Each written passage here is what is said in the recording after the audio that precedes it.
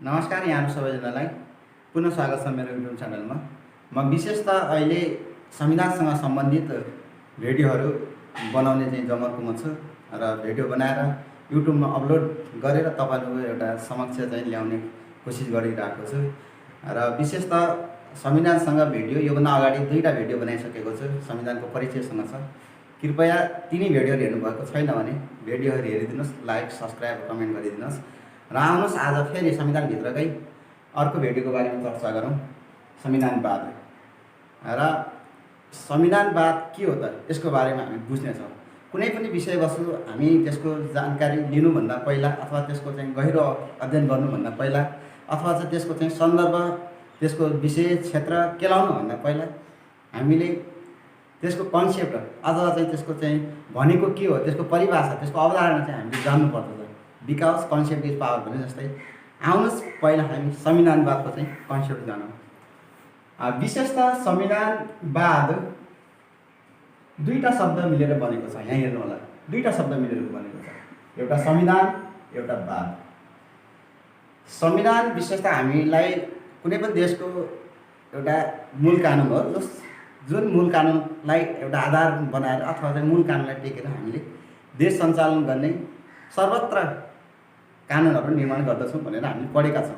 अथवा संविधान कुनै पनि मुलुकको, कुनै पनि देशको सरकारको एउटा राजनीतिक कानुन र राजनीतिक तथा कानुनी दस्तावेजको रूपमा हामीले संविधानमा लिन्छौँ। अथवा संविधानलाई चाहिँ नागरिक बडापत्रको रूपमा पनि हामीले राज्यको लिन्छौँ भनेर हामीले यसभन्दा अगाडि जानेका छौँ। अथवा संविधान कुनै पनि राष्ट्रको एउटा सापेक्ष ग्रन्थ हो अथवा एउटा राष्ट्रको चाहिँ घोषणापत्र हो भनेर पनि हामीले संविधानको बारेमा पढेका छौँ। र संविधान यही हो भन्ने कुनै पनि परिभाषा छैन, अथवा संविधानवाद पनि त्यस्तै हो, यही नै हो भन्ने कुनै पनि परिभाषा हुँदैन, किनकि यो सबै सोसल साइन्समा रिलेटेड हुन्छ। विषय यति मात्रै फरक हुन्छ कि तपाईँको विषयवस्तु के हो, कुन विषयवस्तुसँग तपाईँ कुरा गर्दै हुन्छ त्यति मात्रै फरक हो। त्यसैले त्यही आधारमा तपाईँले चाहिँ सोच्नुपर्ने हुन्छ, ध्यान दिनुपर्ने हुन्छ। त्यसैले चाहिँ आउनुहोस् अब संविधान त बुझ्यौँ हामी, अब यसको चाहिँ संविधानवादसँग जोडिएको एउटा वाद के हो त भन्ने कुरामा हामी बुझ्छौँ।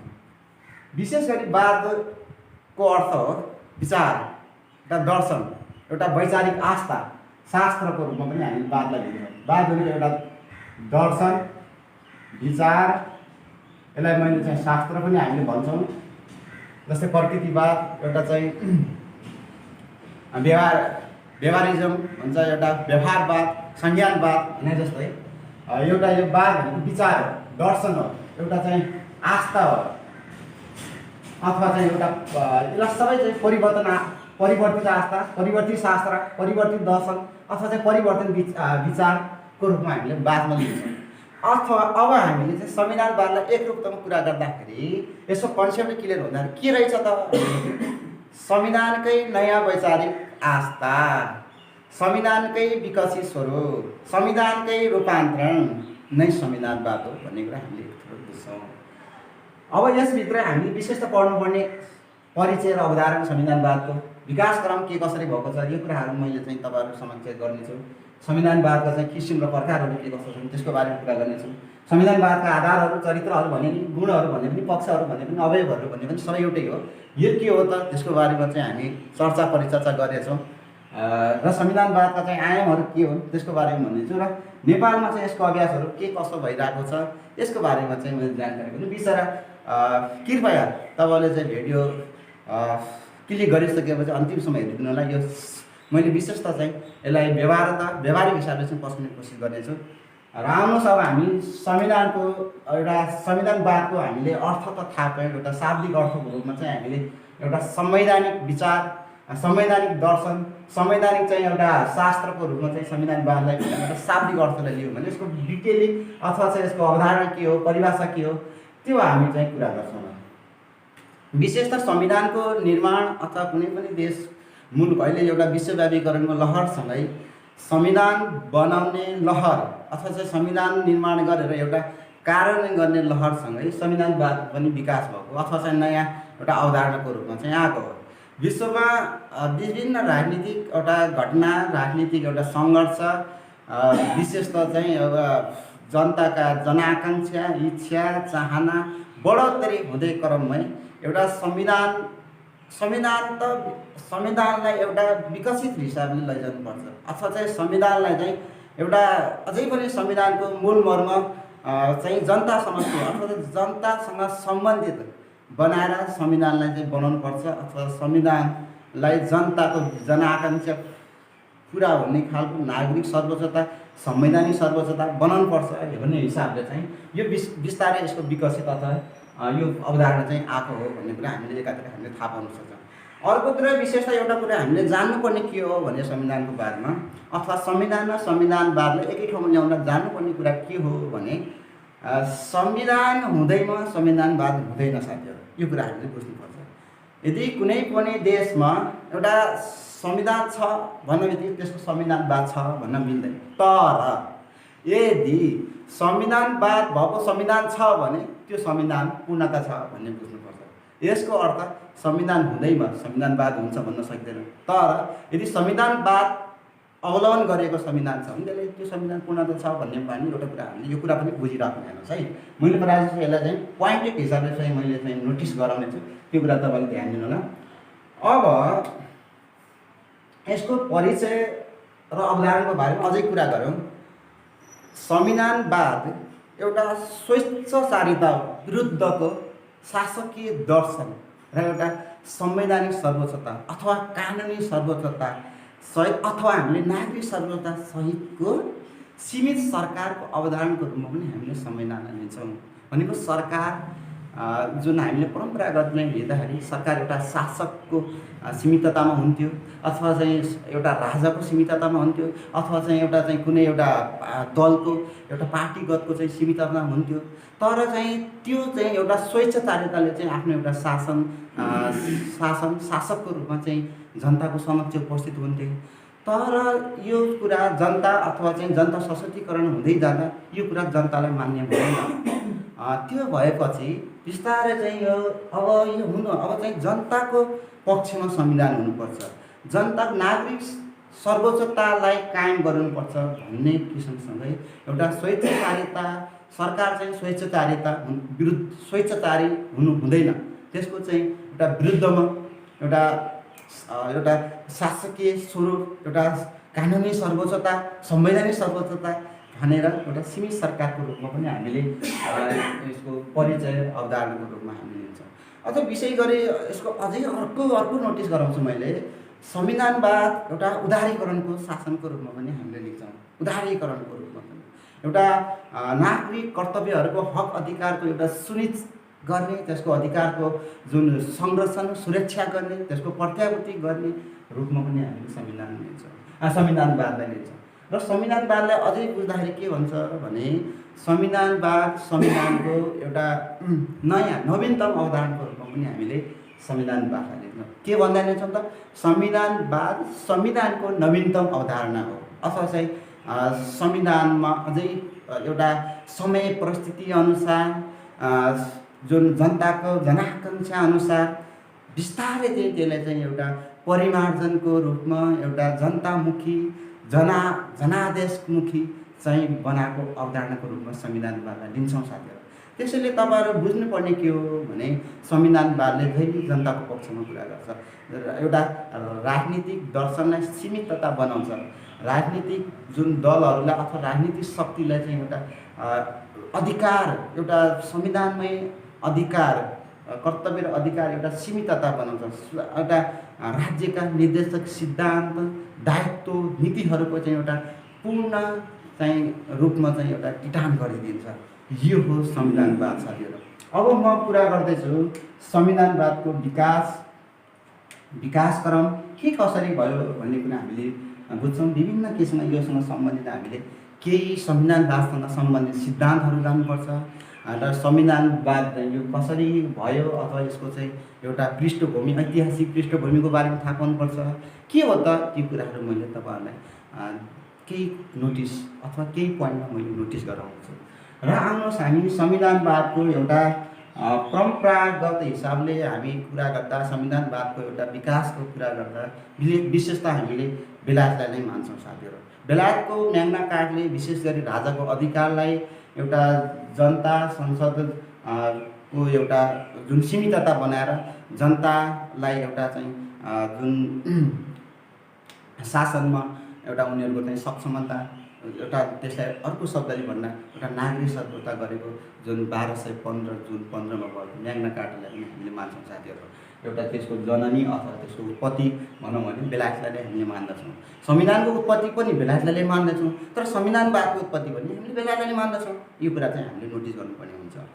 अर्को बेलायतमै एउटा बिल अफ राइट्सले के गरिदिएको थियो भने जनताको, सरकारको अनि एउटा चाहिँ संसदको चाहिँ अधिकार क्षेत्रको चाहिँ स्पष्ट निर्धारण गरिदिएको थियो बिल अफ राइट्सले। यो कुरा पनि हामीले चाहिँ एउटा विकासकरणको रूपमा हामीले लिन सक्छौँ। विशेष त अब त्यसपछि हामीले एउटा लिखित संविधानको रूपमा एउटा विश्वमा घोषणा गर्ने पहिलो मुलुक हामीले अमेरिकालाई त हामीले चिन्दैछौँ, जुन छोटो मिठो पनि भन्दछ र अहिलेसम्म लागू पनि भएको थियो। एउटा चाहिँ व्यवहारिक हिसाबले एउटा चाहिँ सक्षम एउटा संविधानवाद चाहिँ अवलम्बन गरेको संविधानको रूपलाई अहिलेसम्म हामीले अमेरिकाकै संविधानमा लिन्छौँ साथीहरू। र अमेरिकाको संविधान पनि एउटा संविधानवादको, त्यहाँ पनि एउटा अमेरिकी स्वतन्त्र सङ्ग्रामपछि चाहिँ जुन किसिमको एउटा संवैधानिक सम्मेलनबाट चाहिँ संविधान निर्माण गरेर त्यहाँ पनि एउटा संविधानवादको अवलम्बन गरेको भन्ने कुरा हामी मान्दछौँ। र विशेष त चाहिँ हामीले विशेष गरी अब संविधानवादको जुन अवलम्बनको कुरा गर्दाखेरि अर्को हामी कुन पहिला अब केही सिद्धान्तहरूलाई हेरौँ। मोन्टेस्क्यूको नाम सुन्नै भएको होला यहाँहरूले। मोन्टेस्क्यूले चाहिँ एउटा शक्ति पृथकीकरणको सिद्धान्त निकाल्यो। जस्तै राज्यका प्रमुख अङ्गहरू कार्यपालिका, न्यायपालिका र व्यवस्थापिका अथवा चाहिँ राज्यसँग सम्बन्धित अरू अङ्गहरू, जस्तै हाम्रो सन्दर्भमा कुरा गरौँ संवैधानिक अङ्गहरू 13वटा छ नि, तिनीहरूको एउटा स्पष्ट कर्तव्य अथवा स्पष्ट काम, कर्तव्य र अधिकारहरू चाहिँ स्पष्ट पारिदिएको हुन्छ। त्यसलाई पनि हामीले एउटा शक्ति पृथकीकरणको रूपमा चाहिँ एउटा मोन्टेस्क्यूको सिद्धान्तलाई पनि संविधानवादको चाहिँ अझ संविधानवादको चाहिँ उत्पत्ति अथवा संविधानवादको चाहिँ गरौँ एउटा अवलम्बनको रूपमा अथवा संविधानवादको चाहिँ एउटा प्रादुर्भावको रूपमा चाहिँ हामीले जोन लकलाई लिन्छौँ साथीहरू। जोन लकले चाहिँ एउटा संविधानवादको अवधारणको रूपमा चाहिँ विकास गरेको भनेर पनि हामीले बुझ्दछौँ साथीहरू। अनि संविधानवादको अर्को चाहिँ सिद्धान्तहरू कुरा गर्दा साथीहरू विशेष त जोन एडम्सले एउटा सन्तुलन र नियन्त्रणको सिद्धान्तहरू पनि हुन्छ। एउटा राज्यका प्रमुख अङ्गहरूमा एउटा सन्तुलन नियन्त्रण चाहिँ हुनु एकअर्कामा त्यो नियन्त्रण हुनु जरुरी छ भनेर चाहिँ भनेका थिए जोन एडम्सले। त्यसलाई पनि हामीले संविधानवादको एउटा विकासकरणको रूपमा पनि हामीले लिन सक्छौँ साथीहरू। अर्को संविधानवादको रूपमा हामीले विशेष त चाहिँ यो कसरी भयो भन्ने कुरातिर जाउँ। संविधानवादको विकास कसरी भएको हो भने एउटा विश्व एउटा विभिन्न किसिमका विश्वमा चाहिँ राजनीतिक सङ्घर्षहरू, घटनाक्रमहरू चाहिँ हामी भएको देख्दछौँ। एउटा म्याग्ना कार्टा, बेलायतमा भएको म्याग्ना कार्टादेखि लिएर अनि हाम्रै नेपालको अहिले तुलना जुन जनयुद्ध, जुन 10 वर्षीय जनयुद्ध पछाडिको हाम्रो सङ्कटकालसम्म पनि हामीले हेर्न सक्छौँ। अहिलेको स्थितिमा पनि विभिन्न हाम्रो विश्वव्यापीमै एउटा राजनीतिक शक्तिहरू बिचको सङ्घर्षको एउटा घट्दै जाँदा, जस्तै फ्रान्सेली राज्य क्रान्ति, हामीले बेलायतको गौरवमय क्रान्ति, औद्योगिक क्रान्ति, अनि त्यसपछि हामीले एउटा अमेरिकी स्वतन्त्र सङ्ग्राम, भारतीय स्वतन्त्र सङ्ग्राम, अनि त्यसपछि रुसी क्रान्ति, अक्टोबर क्रान्ति जस्ता चाहिँ एउटा राजनीतिक सङ्घर्षले विभिन्न तपाईँको चाहिँ राजनीतिक सङ्घर्ष केका लागि भएको थियो भने नागरिकै हक अधिकारको लागि भएको थियो।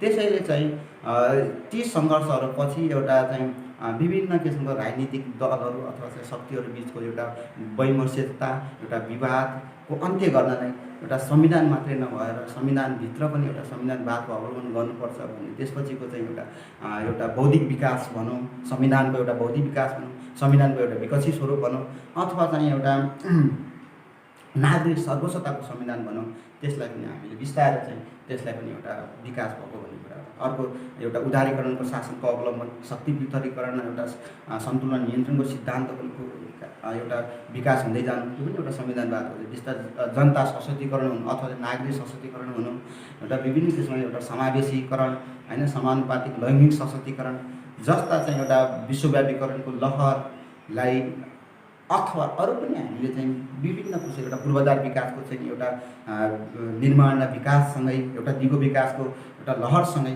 एउटा संविधानवादको चाहिँ के भएको त विकास भएको भनेर चाहिँ हामीले पनि लिन सक्छौँ साथीहरू चाहिँ। अब मलाई लाग्छ तपाईँले यसको परिचय विकासक्रम चाहिँ बुझ्नुभयो र अब यसको प्रकारहरूको बारेमा म कुरा गर्दछु साथीहरू। संविधानवादको प्रकार 2 प्रकारको हुन्छ। तपाईँहरूले योभन्दा अगाडि एउटा चाहिँ संविधानको एउटा एक्ज्याक्टली जुन हामीले इक्जाममा छुटाउनै नहुने अथवा हामीले एउटा बोल्दाखेरि एउटा हामीले छलफल गर्दा डिस्कसन गर्दा छुटाउनै नहुने जुन संविधानको परिभाषासँग सम्बन्धित छ, राजनीतिक कुनै पनि मुलुकको राजनीतिक र कानुनी दस्तावेजलाई नै संविधान भनिन्छ भने जस्तै संविधानवादका पनि 2टा प्रकार नै हुने हो साथीहरू। एउटा हो तपाईँको चाहिँ राजनैतिक दस्तावेज अथवा राजनीतिक संविधानवाद हुन्छ। अब यहाँ हेर्नुहोस् संविधानवाद भन्छ, एउटा यो भनौँ अथवा यो दोस्रो नम्बरमा भन्नुहोस्। पहिलो भनेको तपाईँको कानुनी संविधानवाद भन्छ साथीहरू, संविधानवाद भन्छ साथीहरू। यी 2टाहरू चाहिँ हामीले विशेषता योसँग सम्बन्धित अब तपाईँले चाहिँ थुप्रै कुराहरू गर्न सक्नुहुन्छ। राजनीतिक संविधानवाद राजनीति कसरी हुन्छ, एउटा राजनीतिक दलीय संयन्त्रबाट हुन्छ, त्यो कुरा हामीले राजनीतिक संविधानवादभित्र गर्न सक्छौँ साथीहरू। अर्को तपाईँको एउटा आवधिक निर्वाचनलाई पनि हामीले लिन सक्छौँ। एउटा मानव अधिकारको संरक्षण सुरक्षाको रूपमा पनि हामीले राजनीतिक प्रत्याभूतिको सुरक्षालाई त संरक्षण सुरक्षा चाहिँ कानुनी संविधानवादले गर्छ भने राजनीतिले चाहिँ प्रत्याभूति गराइदिन्छ। एउटा लैङ्गिक सशक्तिकरण समावेशीकरण तपाईँको अरू अनि आवधिक निर्वाचन तपाईँको राजनीतिक दर्शनभित्र एउटा विभिन्न किसिमको बालिक मताधिकार मानवाधिकारका कुराहरू चाहिँ राजनीतिक संविधानवादले अङ्कित गर्दछ भने कानुनी एउटा संविधानवादले चाहिँ विशेषतः चाहिँ के कुराको अवलोकन गर्छ अथवा के कुराको अङ्कित गर्छ भने साथीहरू विधिको शासन होइन, हामीले चाहिँ एउटा न्यायिक सर्वोच्चता विधिको शासन, हामीले यसलाई चाहिँ विधिको शासन एउटा सुशासन होइन, कानुनी राज्यको अवधारणा, त्यसपछि एउटा कानुनीसँग सम्बन्धित कानुनी एउटा संयन्त्र प्रशासन संयन्त्रको एउटा निर्माण विकास अनि एउटा स्वतन्त्र सक्षम र निर्भय न्यायपालिका जस्ता चाहिँ पक्षहरू हामीले कानुनी संविधानवादमा लिन सक्छौँ। यो भयो हाम्रो संविधानवादका प्रकार, विशेषतः 2 प्रकारका हुन्छन्। अब अर्को छ हाम्रो संविधानवादका आधार चरित्र र गुण पक्षहरू के भने पनि मैले सबै एउटै हुन्। के हुन सक्छन् भने ती कुराहरू हामीले केही कुराहरू हामी जति पनि हामीले एउटा निहालेर विषयवस्तुलाई निहालेर के हुन सक्छन् संविधानवादसँग केहरू संविधानवाद हुन के आधार हुन सक्छ यी कुराहरू हामीले चाहिँ कन्सेप्टमा ल्याउनु साथीहरू। चरित्रहरू के हुन सक्छन् ती कुराहरू चाहिँ हामीले कन्सेप्ट ल्याउनु। गुणहरू पक्षहरू अवयवहरू के हुँदा संविधानवाद पूर्ण हुन्छ भन्नु नै हाम्रो संविधानवादका आधार अथवा चरित्र गुण पक्ष अवयवहरू हुन्छ साथीहरू। जस्तै चाहिँ संविधानवाद हुनलाई मैले अब पोइन्टेज वाइज नोटिस गराउँछु साथीहरू। पहिलो कुरा नागरिक सर्वोच्चता हुनु पर्यो साथीहरू, नागरिक सर्वोच्चता हुनु पर्यो, नागरिक सर्वोच्चता हुनु पर्यो। दोस्रो कुरा संवैधानिक सर्वोच्चता हुनु पर्यो साथीहरू, संवैधानिक सर्वोच्चता हुनु पर्यो साथीहरू। तेस्रो कुरा कानुनी राज्यको अवधारणा हुनु पर्यो साथीहरू, कानुनी राज्यको। यी कुरा हामीले चाहिँ परिभाषा विकासकरण किसिम अथवा चाहिँ अरू हामी आयामहरूसँग अथवा अन्य केलाउँछौँ तिनी कुराहरू त्यसको आधारहरू हुन्। जति तपाईँको चाहिँ संविधानका असल गुणहरू नै अथवा संविधानका चाहिँ असल विशेषताहरू नै तपाईँको संविधानवादका गुणहरू चरित्रहरू हुन् साथीहरू। यो कुरा हामी पनि बुझ्न सक्छौँ। अथवा चाहिँ अरू के हुनसक्छ कानुनी राज्यको अवधारणा। अर्को 4मा हुनसक्छ तपाईँको सुशासन विधिको शासन, सुशासन विधिको शासन, विधिको शासन। अरू के हुनसक्छ साथीहरू सक्षम निर्भय र स्वतन्त्र न्यायपालिका साथीहरू। यो कुरा पनि हामीले चाहिँ भन्छ। अर्को के हुनसक्छ मानव अधिकारको एउटा अधिकारको संरक्षण र सम्वर्धन। त्यो कुरा पनि हामीले लेख्न सक्छौँ साथीहरू मानव अधिकारको। अर्को के हुनसक्छ साथीहरू अरू के हुनसक्छ बालिक मताधिकार, एउटा चाहिँ आवधिक निर्वाचन। यिनी कुराहरू चाहिँ हामीले चाहिँ मुख्यतया मानव अधिकार बालिक मताधिकार। त्यसपछि हामीले चाहिँ अरू हामीले विशेष गरी एउटा प्रविधि मैत्री प्रविधि वातावरण प्रविधि मैत्री जस्ता हामी कुराहरू चाहिँ हामीले चाहिँ देख्न सक्छौँ। अब हाम्रो संविधानवादका आयामहरू के हुन् साथीहरू, त्यो कुरा बारेमा हामी चर्चा गर्छौँ साथीहरू। मेट्न सक्दैनौँ। संविधानवादका चाहिँ आयामहरू के हुन सक्छन् साथीहरू? संविधानका आयामहरू विशेषतः चाहिँ हामीले 8-10 वटा आयाम जस्ता हामीले चाहिँ केलाउन सक्छौँ साथीहरू। जस्तै चाहिँ संविधानवादका आयामहरू कुरा गर्दा हामीले 1 नम्बरमा राजनीतिक आयाम भन्न सक्छौँ साथीहरू। राजनीतिक पक्षसँग 2 नम्बरमा तपाईँको चाहिँ संविधानवादका आयामभित्र चाहिँ हामीले एउटा सामाजिक तथा सांस्कृतिक आयाम भन्न सक्छौँ। सामाजिक तथा सांस्कृतिक आयाम भन्न सक्छौँ साथीहरू। 3 नम्बरमा चाहिँ त्यसको कानुनी आयाम पनि हामीले लेख्न सक्छौँ साथीहरू। 4 नम्बरमा हामीले चाहिँ एउटा भौतिक पूर्वाधार आयामहरू पनि हामीले एउटा त्यो कुराहरू लेख्न सक्छौँ। अर्को चाहिँ वातावरणीय आयामहरू हामीले लेख्न सक्छौँ साथीहरू। वातावरणीय आयाम। अर्को कुरा तपाईँहरूको चाहिँ अर्को आयामको रूपमा चाहिँ आर्थिक आयामको बारेमा हामीले लेख्न सक्छौँ। आर्थिक आयामको बारेमा चाहिँ हामीले भन्न सक्छौँ साथीहरू। अर्को कुरा हामीले चाहिँ नैतिक आयाम पनि हामीले लेख्न सक्छौँ साथीहरू। नैतिक आयामको बारेमा नैतिक आयाम पनि हामीले भन्न सक्छौँ साथीहरू। अर्को चाहिँ हाम्रो एउटा पर्यावरणीय आयाम पनि हामीले चाहिँ भन्न सक्छौँ साथीहरू। पर्यावरणीय आयाम पनि हामीले भन्न सक्छौँ साथीहरू। यसै गरी केसँग सम्बन्धित हुन्छ संविधानवाद, तिनी कुराहरू चाहिँ हामीले एउटा चाहिँ पक्षगत हिसाबले हामीले चाहिँ एउटा आयामको रूपमा चाहिँ हामीले लेख्न सक्छौँ अथवा भन्न सक्छौँ साथीहरू। जस्तै चाहिँ राजनीतिक आयामभित्र राजनीति एउटा चाहिँ हामी जस राजनीतिक दस्तावेज अथवा राजनीतिक हामीले संविधानवादमा कुरा गरे जस्तै हो साथीहरू। सामाजिक तथा सांस्कृतिक आयाम भन्दाखेरि एउटा सामाजिक ऐक्यबद्धता, संस्कृतिको एउटा हस्तान्तरण होइन, संरक्षण, जगेर्ना जस्ता कुराहरू। जस्तै चाहिँ एउटा जुन सामाजिक न्यायको कुरा, सामाजिक असमानतालाई न्यूनीकरण गर्ने कुराहरू जस्तै हामीले चाहिँ यो सामाजिक तथा सांस्कृतिक आयामहरू लेख्छौँ। कानुनी भनेको कानुनी राज्यको अवधारणा, पालना होइन, कानुनी जुन दस्तावेज अथवा संविधानवादभित्र पनि जे कुरा गरेका छौँ ती कुराहरू हामीले चाहिँ पूर्ण रूपमा हामीले भन्दा हुन्छ। अब भौतिक पूर्वाधार भनेको जस्तै पूर्वाधार विकासहरूको निर्माण, त्यसको चाहिँ एउटा दिगोपना, त्यसको चाहिँ एउटा हस्तान्तरण जस्ता कुराहरू चाहिँ हामीले यसलाई लेख्न सक्छौँ। अर्को वातावरणीय पर्यावरणभित्र चाहिँ हामीले भन्नुपर्दाखेरि वातावरणीय संरक्षण, संविधानवादको चाहिँ वातावरणसँग सम्बन्धित पनि हाम्रो विभिन्न किसिमका चाहिँ वातावरण संरक्षणसँग अथवा वातावरण जगेर्ना, वातावरणको एउटा जुन दिगोपना जस्ता कुराहरू चाहिँ हामीले लेख्न सक्छौँ साथीहरू। यसमा भन्न सक्छौँ। आर्थिक आयाम भनेको जस्तै स्रोत साधनको जुन उत्पादन अथवा चाहिँ आर्थिक उन्नतिको एउटा समृद्धितिर लैजाने कुरा। अर्को चाहिँ आर्थिक जुन एउटा समानता, आर्थिक न्याय, आर्थिक जुन उपलब्ध आर्थिक समृद्धिमा एउटा समान्तर वितरणको कुराहरू हामीले चाहिँ आर्थिक आयामभित्र गर्न सक्छौँ। नैतिक आयाम भनेको कुनै पनि देशका राजनीतिज्ञ अथवा प्रशासनिकीय जो पनि हुनसक्छ त्यसको नैतिकता, त्यसको अनुशासनसँग जोडेको। त्यसैले चाहिँ संविधानवादले के भन्छ भने सरकार अथवा चाहिँ जनता हरेकको चाहिँ एउटा आचरण, नैतिकता चाहिँ के हुनु पर्यो त, नैतिकता चाहिँ राम्रो हुनु पर्यो, नैतिकता चाहिँ एउटा असल हुनुपर्छ भन्ने चाहिँ मूल्य मान्यता चाहिँ संविधानवादले बोक्छ साथीहरू। पर्यावरणीय भनेको समग्र पर्यावरणीय अनुकूलता अथवा भौगोलिक वातावरण जुन पर्यावरणीय कुराहरू चाहिँ हामीले पर्यावरणीय आयामभित्र गर्छ। अर्को चाहिँ पैदृ विज्ञान तथा प्रविधि अथवा प्रविधि जस्तो कुराहरू पनि हामीले जस्तो प्रविधिको हस्तान्तरण जस्ता कुराहरू हामीले चाहिँ एउटा संविधानवादको आयामभित्र हामीले लेख्न सक्छौँ साथी। अब चाहिँ संविधानवादको यसको नेपालमा के कस्तो अभ्यास छ भन्ने कुरा चाहिँ हामीले अब विश्वव्यापी रूपमा अथवा चाहिँ विश्व परिवेशमा जसरी चाहिँ संविधानवादको एउटा विकास र विस्तार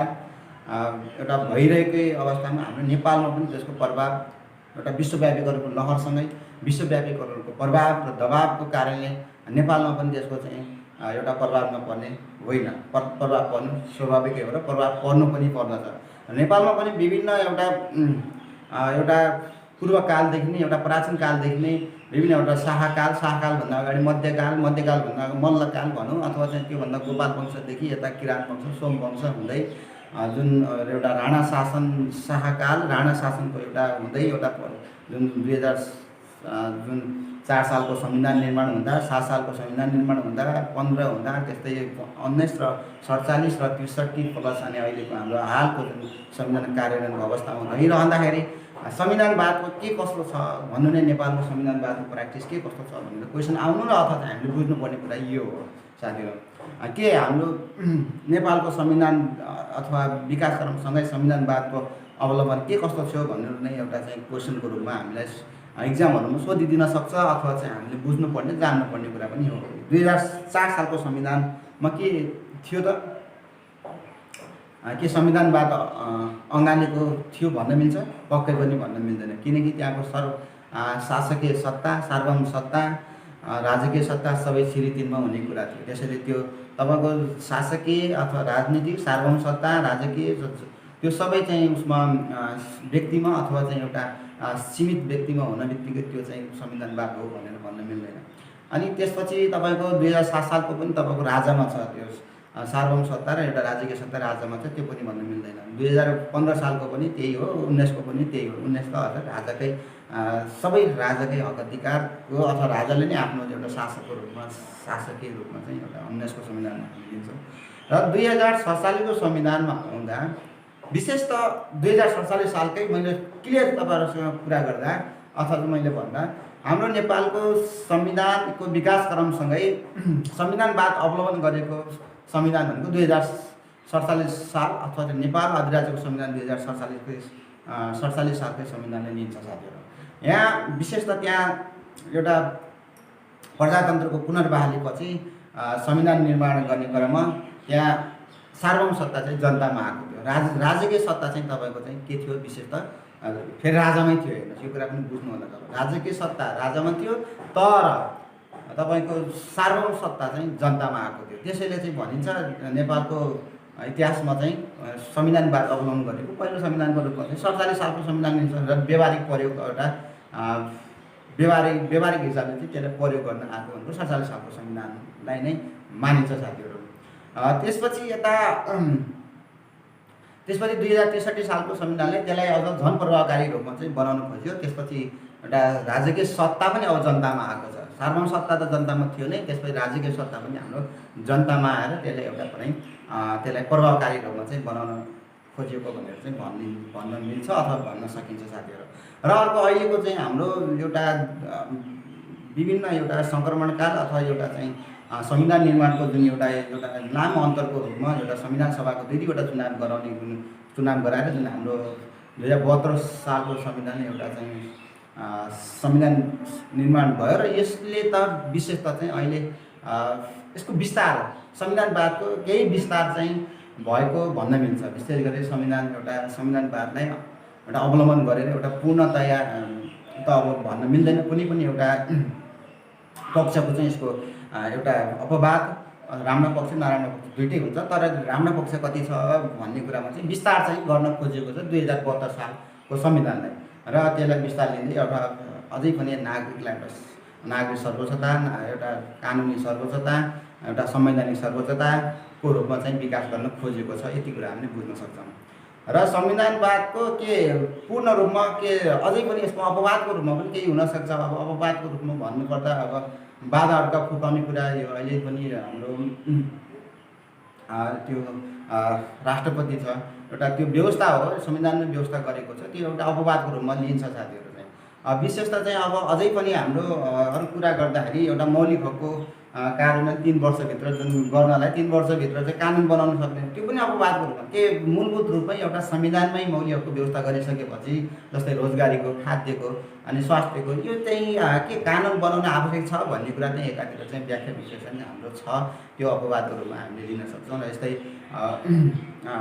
अपवादको रूपमा पनि केही न केही हुन्छ। योभन्दा अगाडिका संविधानहरू पनि थिए र यो संविधान पनि हुन्छ नि, एउटा चाहिँ यसलाई अब समय अनुकूल परिमार्जन गर्दै लाने कुरा त्यो आफ्नो ठाउँमा छ। र विशेषता चाहिँ एउटा नेपालको विकासक्रमसँग एउटा भएको अभ्यास चाहिँ नेपालको संविधानको विकासक्रमसँगै एउटा संविधानवादको अवलम्बन गरेको 2047 सालको व्यवहारिक त्यो 63लाई एउटा प्रभावकारी बनाउन खोज्यो र अहिलेको 72 सालको संविधानलाई चाहिँ विस्तार विकास र बिस्तारै गर्दै यसलाई प्रभावकारी अझै प्रभावकारी विस्तार गर्दै लिएको छ भन्ने कुरा चाहिँ हामीले बुझ्न सक्छौँ। र अन्तिममा चाहिँ एउटा समरी मैले भन्न चाहन्छु। र संविधानवाद विशेषतः चाहिँ एउटा नागरिक सर्वोच्चता, एउटा संवैधानिक सर्वोच्चता, कानुनी सर्वोच्चता सहितको एउटा संविधानको विकास हो भन्ने कुरा हामीले बुझ्यौँ साथीहरू। र अर्को कुरा अब यसको चाहिँ संविधानवादको मूल मर्म के हो भन्ने कुरा हामीले केही कुराहरू गर्दाखेरि संविधानवादको मूल मर्म संविधान निर्माणदेखि नै हामीले विशेष गरी यसको चाहिँ ध्यान दिनुपर्छ भन्ने कुरा हो। संविधान निर्माण हुँदा अब हाम्रो नेपालमा त एउटा परम्परागत संस्कृति नेपालमा मात्रै नहोला एउटा विश्व परिवेशमै हामीले केलाउँदाखेरि अब कुनै एउटा हामीले राम्रो देशलाई मात्रै हेर्छौँ, बेलायतलाई राम्रो हेर्छौँ अथवा अमेरिकालाई राम्रो हेर्दैनौँ, भारतलाई राम्रो हेर्दैनौँ, कतिपय देशहरूमा त अब नेपालको भन्दा पनि एउटा चाहिँ दयनीय स्थिति नै छ। विभिन्न किसिममा अझै पनि एउटा सङ्घर्ष जुन अझै पनि देशको एउटा गृहयुद्ध जस्ता चाहिँ समस्याहरू चाहिँ हामीले अझै झेलिरहेको त छौँ। तर विशेषतः चाहिँ एउटा संविधानवादको मूल मर्म भनेकै एउटा अशान्तिलाई कम गर्नु हो, शान्ति ल्याउनु हो, एउटा समृद्धि हासिल गर्नु हो, एउटा संविधानलाई अझै पनि एउटा विकसित स्वरूप बनाउनु हो।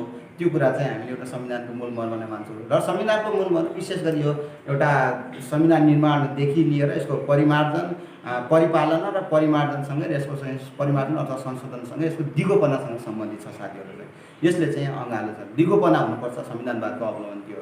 एउटा परिपालना चाहिँ पूर्ण परिपालना, संविधान लागू नभएसम्म त्यसको चाहिँ व्याख्या विश्लेषण अथवा जति विरोध गर्न एउटा गर्नुपर्छ र जे छ कसो छ त्यसको चाहिँ एउटा सहमतिमा ल्याउनुपर्छ एउटा भन्ने चाहिँ त्यो एउटा बाटो त छ। तर एउटा जुन लागू भइसकेपछि एउटा संविधान देशको एउटा मूल कानुनको रूपमा आइसकेपछि त्यसको परिपालना गर्न संविधान जलाउनेको लागि पनि एउटा संविधान लागू हुन्छ र संविधान एउटा हल्का रूपले लिने र याद होस् सबै चाहिँ नागरिकहरूको लागि एउटा परिपालनको विषय चाहिँ एकातिर छ। त्यो परिपालना गर्नुपर्छ भन्ने एउटा संविधानवादको मूल मर्म के हुन्छ। अर्को निर्माण गर्दाखेरि एउटा भविष्यदर्शी हुनुपर्छ होइन। भविष्य एउटा चाहिँ देख्ने खालको संविधान, जस्तो अमेरिकाको संविधानलाई हामीले उदाहरणको रूपमा विश्वभरिले लिन्छ। विश्वभरिले लिँदा अमेरिकाको संविधान के छ भने त्यो 1787 बनेको छ, अहिलेसम्म पनि छ। किन छ भने अब यत्रो 1700, 1800 र अहिले 1900, 2000सम्म आउँदा पनि त्यो संविधान अहिले चाहिँ अर्को संविधान ल्याएको छैन। बरु त्यसलाई के गर्दै गएको छ, परिमार्जन, त्यसलाई चाहिँ एउटा समय अनुकूल बनाउँदै गएको छ। भन्नुको अर्थ के रहेछ भने संविधानलाई चाहिँ समय अनुकूल अथवा जनताका चाहिँ इच्छा आकाङ्क्षा हक अधिकारको एउटा बढोत्तरीसँग त्यसलाई परिमार्जन गर्दै लैजानु खालको चाहिँ संविधान बनाउनुपर्छ भन्ने पनि हाम्रो एकातिर संविधानवादको मूल मर्म अथवा चाहिँ त्यो रूपमा हामीले लिन सक्छौँ। र अर्को चाहिँ परिपालना भनेको परिपालना एउटा नागरिक सशक्तिकरणबाट सुरु हुन्छ। नागरिक सशक्तिकरण एकातिर छ भने एउटा नागरिक सशक्तिकरणको कुराहरू छन्। यी दुइटै चाहिँ नागरिकमा हुनु जरुरी छ। त्यसैले चाहिँ म अझ चाहिँ यसमा के फोकस गर्न चाहन्छु भने हामी केही संविधान अथवा कानुन संविधानको मूल मर्म हामीले चाहिँ एउटा जनता समक्ष नबुझेका चाहिँ जनता अथवा जनतालाई बुझाउनु अथवा जनताले चाहिँ पनि एउटा नागरिक आम नागरिकले चाहिँ यसको बुझ्नु र यसको कार्यान्वयन गर्नु चाहिँ एउटा महत्त्वपूर्ण पक्ष हो। तब मात्रै हामीले एउटा संविधानवादको मूल मर्मको रूपमा हामीले आफूलाई स्वीकार्छौँ। यो कुरा पनि एकातिर छ। र अर्कोतिर चाहिँ विशेष गरी संविधानवादको एउटा निर्माणदेखि जुन परिपालना यसको चाहिँ दिगोपनासँग सम्बन्धित चाहिँ सबै कुराहरूलाई समेटेको संविधान हुनुपर्छ भन्नु नै संविधानवादको मूल मर्म हो। र नेपालमा पनि अब त्यो नेपालमा चाहिँ अलि नभएको हो कि भन्ने चाहिँ हामीले अझै टिक्का टिप्पणीको रूपमा हामीले पाउँछौँ। किनकि संविधान अब विभिन्न संविधानहरू पायौँ हामीले। संविधान पाउँदाखेरि एउटा दफावार छलफल हुनुपर्ने, धारा छलफल हुनुपर्ने, ती कुराहरू देखिन। एउटा संविधान निर्माणको क्रममा एउटा फोर्स अथवा एउटा चाहिँ शक्ति चाहिँ बाहिर जुन सबै शक्तिलाई एउटा समेट्न नसकेको हो कि भन्ने कुरा पनि एकातिर चाहिँ टिक्का टिप्पणी नै छ। त्यो भएको पनि हो। र हतारले एउटा समय लिएर चाहिँ गर्नुपर्ने, एउटा समय लिए तापनि त्यसलाई चाहिँ एउटा ख्याल हामीले चाहिँ त्यसलाई चाहिँ ध्यान नदिएर एउटा व्यवस्था आफ्नो चाहिँ स्वार्थको हिसाबले एउटा विशेषज्ञता चाहिँ हामीले चाहिँ जुन किसिमको चाहिँ एउटा विश्वव्यापीकरणबाट हामीले सिक्नुपर्ने हो हुन चाहिँ एउटा सिके तापनि अब त्यसमा चाहिँ एउटा आफ्नो स्वार्थ बाँचेको कारणले गर्दाखेरि त्यो एउटा संविधानवादलाई अझै पनि एउटा व्यवहारिक हिसाबले चाहिँ लिन सकेको होइन। निर्माण गर्दा पनि अझै जुन अब 72 सालकै संविधान गर्दाखेरि अब रातारात चाहिँ एउटा हतारले त्यो पनि अब कसैलाई चाहिँ पङ्छ्याएर जुन संविधान निर्माण गर्नुपऱ्यो र संविधान घोषणा भएको चाहिँ अहिले पनि अझै संविधानलाई कालो दिनको रूपमा लिन्छ। त्यो चाहिँ संविधानवादको मूल मर्म होइन। यो संविधानको पनि र संविधानवादको पनि एउटा चाहिँ यो मूल मर्मको रूपमा चाहिँ हामीले मान्दैनौँ। त्यसैले चाहिँ संविधान निर्माण गर्दादेखि लिएर यसको परिपालना, यसको चाहिँ एउटा संशोधन, दिगोपनासम्मको चाहिँ एउटा ध्यान दिनुपर्ने रहेछ भनेर चाहिँ भन्छ संविधानवाद। को मूल मर्म यो हो साथीहरू। भिडियो कस्तो लाग्यो, भिडियो मन परे लाइक सब्सक्राइब गरिदिनु होला। फेरि मैले संविधानसँग सम्बन्धित भिडियोहरू ल्याउने नै छु। धन्यवाद, नमस्कार।